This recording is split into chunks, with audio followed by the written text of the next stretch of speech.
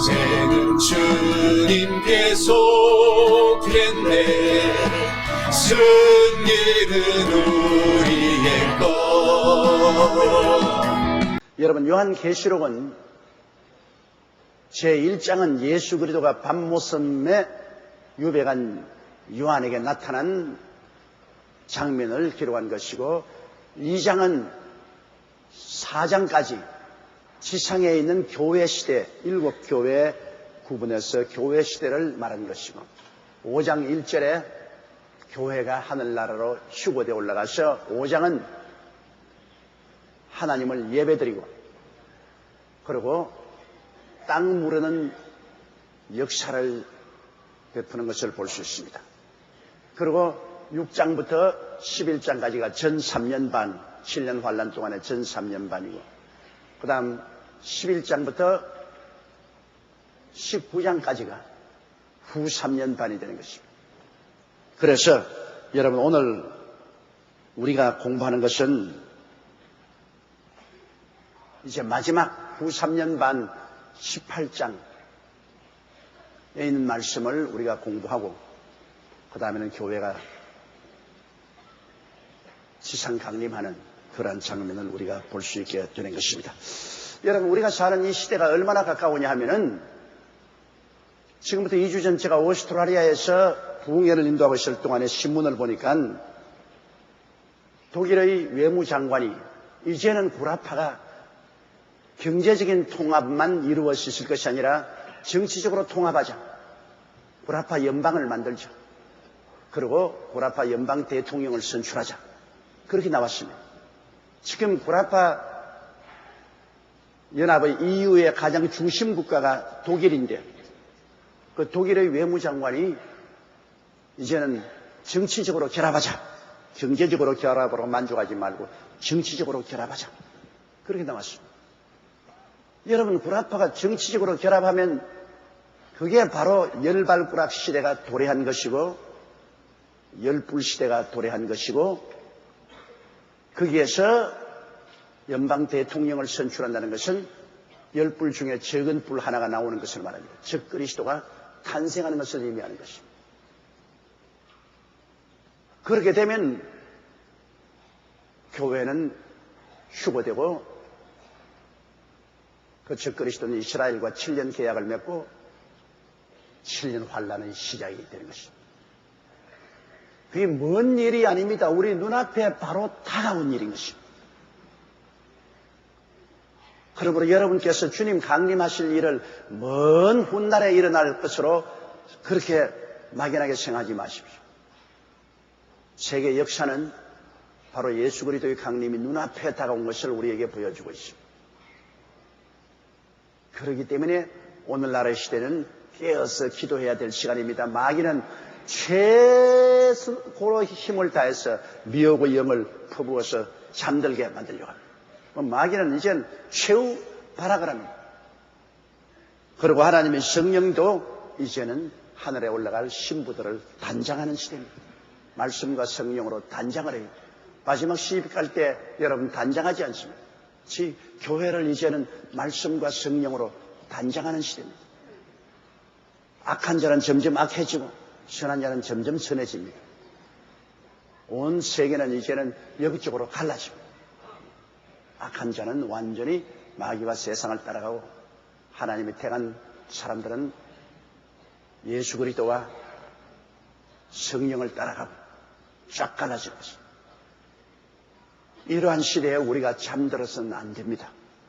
이러한 시대에 우리는 깨어서 말씀을 사모하고 기도하고 성령 충만하고 주의 일에 힘쓰는 자가 되야 됩니다.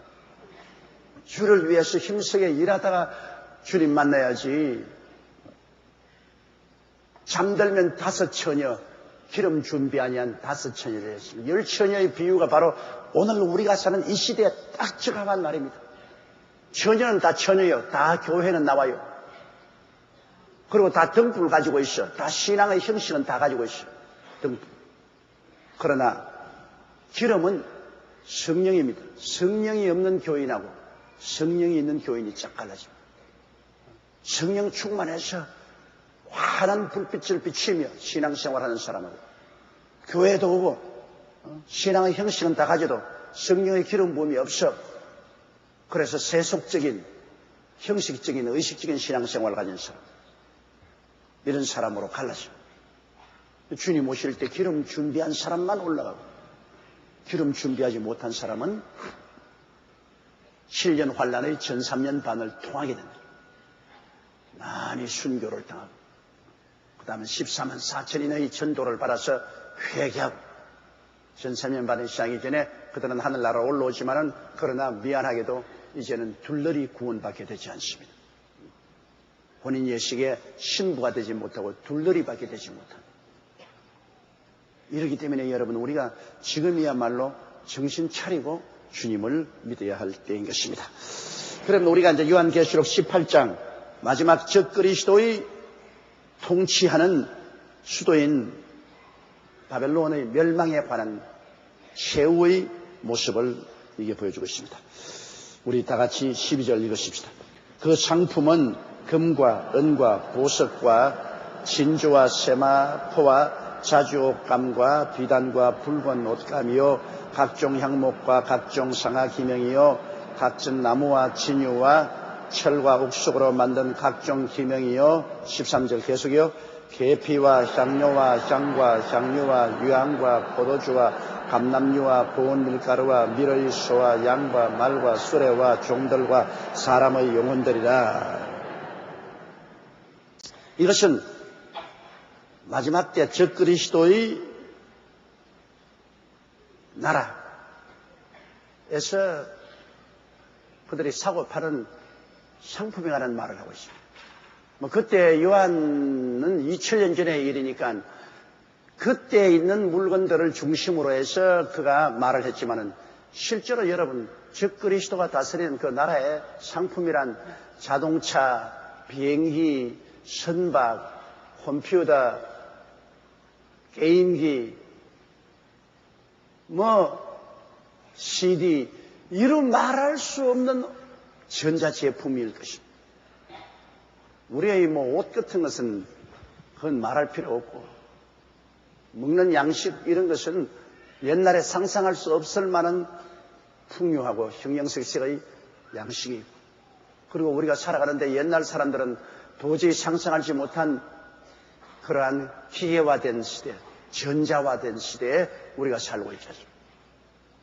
이러므로 적그리스도가 다스리는 수도가 그것이 벨기가 될지 스트라스부르가 될지 베르린이 될지 런던이 될지 로마가 될지 모르겠지만은 그 수도에는 온 세계의 문화가, 온 세계 물질 문명이 중심지가 되는 것입니다. 그리고 거기에서 인터넷을 통해서 그물처럼 세계가 엮어져 있습니다. 넷이라는 것은 그물이란 말입니다. 인터란 말은 서로 이렇게 연결되어 있다는 말입니다. 인터넷이라는 것은 그물처럼 온 세계가 연결되어 있다, 그 말인 것입니다. 그러므로 인터넷 속에 들어가면 여러분 온 세계가 다 연결되어 있습니다. 저도 퇴근하고 집에 들어가면 컴퓨터 앞에 나가서 인터넷 두들기는데요. 그 인터넷 세계에 들어가면, 이 가상 공간에 들어가면 세계가 그곳에 다 있습니다. 한국 교회도 다 들어가 볼 수 있고, 우리 정부 청와대까지 들어가 볼 수 있고, 인터넷 주소를 집어넣으면 미국의 모든 도서관도 다 들어가고, 영국 도서관도 들어갈 수 있고, 미국 시장, 영국 시장도 들어가 볼 수 있고, 어디 안 가볼 데가 없어요. 비행기 타고 갈 필요 없고 걸어갈 필요 없어요. 컴퓨터 앞에 앉아가지고 세계가 그 인터넷을 통해서 그물처럼 돼가지고서 다 내 안에 들어오고, 내가 또 인터넷을 통해서 온 세계로 나갑니다. 오늘날은 그러므로 인터넷이란 이런 가상 공간을 통해서 세계가 하나가 되어 있습니다. 내가 세계 안에, 세계가 내 안에. 그러므로 적그리스도의 수도가 바로 온 세계를 이 인터넷을 통해서 완전히 장악한 것입니다. 인공위성을 통해 가지고서 모든 통신 전체를 지배하는 거죠. 이제 얼마 있지 않으면 여러분 들고 있는 핸드폰도 하나만 들면 온 세계 다 통합니다. 세계 어느 곳에도 핸드폰 하나 들면 온 세계를 다 통화할 수 있습니다. 거기에다가 이 전화를 통해서 인터넷 정보도 다 주고받고 이메일 편지도 보내고 편지도 받고 자우한 희한한 세계 속에 우리가 살고 있습니다. 온 세계가 완전히 하나가 돼요. 그리고 모든 사람들이 이제는 벌거벗은 것처럼 됐어요. 이 어마어마한 정보 시스템 앞에 우리 감추인 것이 하나도 없어요. 우리 전부 다 노출되어 있어요. 우리의 생년월일로부터 시작해서 가족상황까지, 우리의 교육상황, 우리의 직장, 우리의 키, 우리의 몸무게, 우리의 취미, 전부 다 전자정보기관에 다 수록되어 있어요. 여러분, 우리 개개인의 정보가 다 노출된 벌거벗은 시대, 아주 삭막한 시대에 살고 있어요. 얼마 있지 않냐면 여러분이 어디가 있는지도 정확하게 압니다. 그냥 이제 바람 피우는 남편들 꼼짝도 못해 이제는. 왜? 집에 앉아가지고 그 사람 어디가 앉아있으면 누구하고 이야기하는 것도 전화 한 통만 들면은 그게 다 나와요. 그러니까 이제는 감출 곳이 없고 숨을 곳이 없는 삭막한 시대가 됩니다. 이러기 때문에 사람들은 마음이 완전히 삭막하게 되므로 어디를 찾느냐? 숨을 곳을 찾습니다. 숨을 곳이 뭡니까? 전능자의 은밀한 곳에 거하는 자는 지존자의 그늘 아래 거하리로다. 예수 믿고 하나님께 들어온 곳밖에는 숨을 데가 없습니다, 여러분. 이제 삭막한 심정이 되어서 사람들은 마음의 위로를 받고 피난처를 얻기 위해서 예수 믿고 하나님께 들어오는 그런 시대에 우리가 지금 처해 있는 것입니다. 어마어마한 도저히 상상을 초월한 그런 시대에서. 그러므로 이 적그리스도의 수도에서 거래하던 상품이라는 것이 여기에 사도 요한이 그때 자기들이 생각하던 그런 상품은 그건 웃기는 것이요. 이런 정도의 상품은 오늘날 우리 어느 벼룩시장에 가도 이건 다 있어요. 우리 한국의 벼룩시장에 가도 이런 정도의 상품은 다 있어요. 그러므로 어마어마한 부가 적그리스도의 나라와 적그리스도의 수도에 집중되어 있는데 그것이 하나님의 심판을 받아 다 잿더미가 됩니다. 이 세상 부귀 영화 공명이 무슨 소용이 있습니까? 일시에 잿더미가 돼요. 제가 서대문에서 신학교 다닐 때 그때 자유당 시대에 나는 새도 떨어뜨린다는 부통령 이기붕 씨 집이 신학교 정문 앞에 있었어요. 신학교 정문 앞에 그 담이 있고 그게 이기붕 씨 집이신데 내가 신학교 공부할 동안에 보니까 내내 트럭이 와서 그 지하실을 파는데 이건 지하실을 얼마나 깊이 파는지 계속 밤낮으로 트럭이 와서 흙을 실어내립니다. 천년 만년 살 것 같이 지하에 아방궁을 짓고 있었어요. 이기붕 씨 그때는 어마어마하죠. 그래서 우리가 그 교회에서 찬송만 크게 하고 기도를 크게 하면 당장 지키는 경찰들이 와서 이게 어른이 시끄러우니까 조용하라 그럽니다. 거의 그때 나는 새도 잡는 것이다. 내가 하루 저녁에 귀신 쫓아내다가 잡혀가지고서 신분증 다 뺏기고 혼이 난 적이 있습니다. 귀신이 그냥 곰게 말하면 나가나요? 그래서 밤 10시가 넘어가지고 나가라! 안 나온다! 나가라! 안 나온다!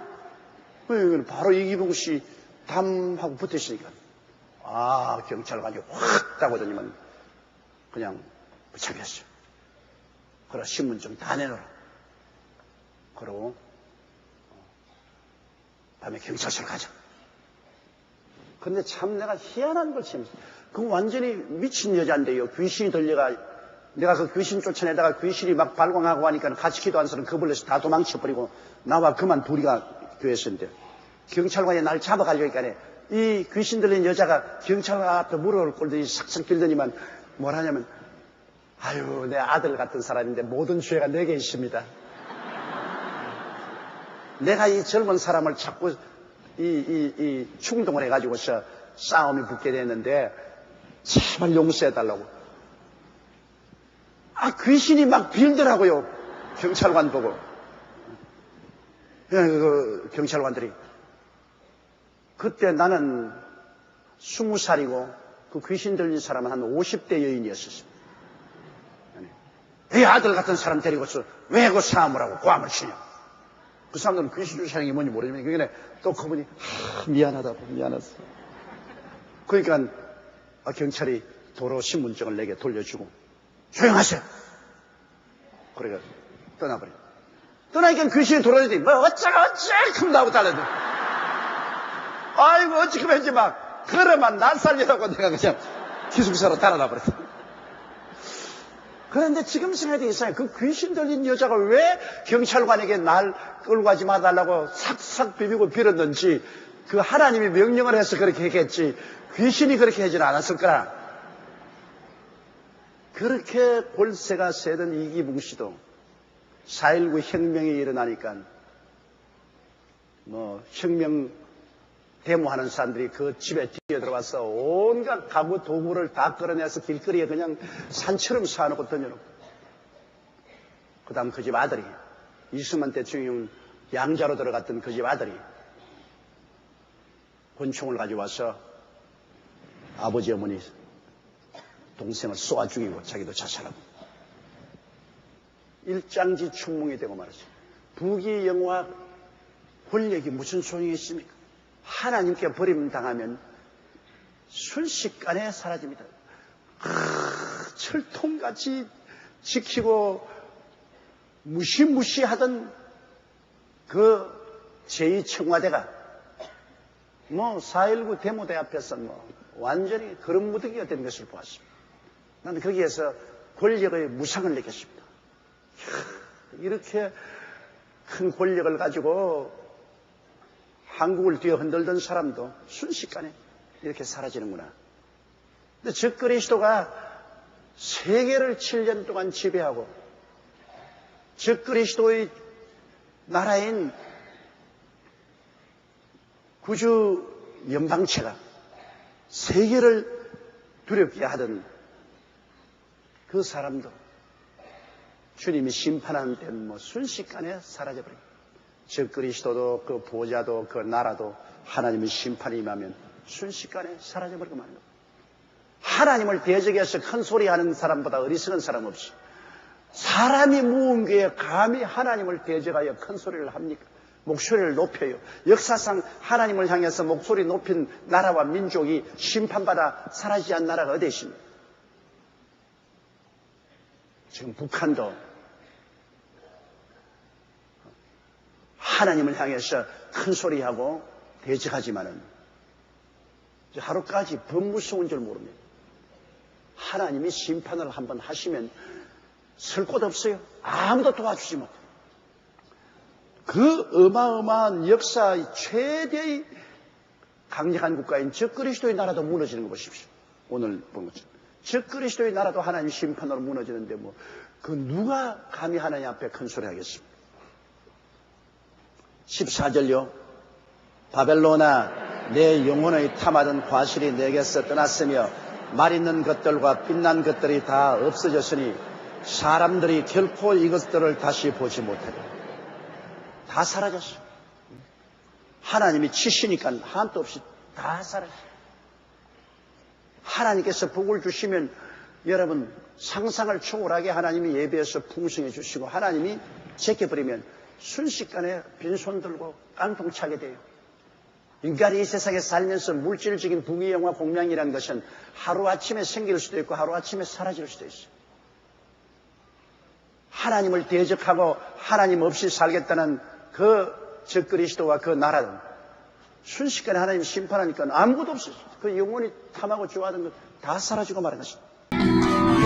예수의 이름을 높이며 영원히 찬양하리.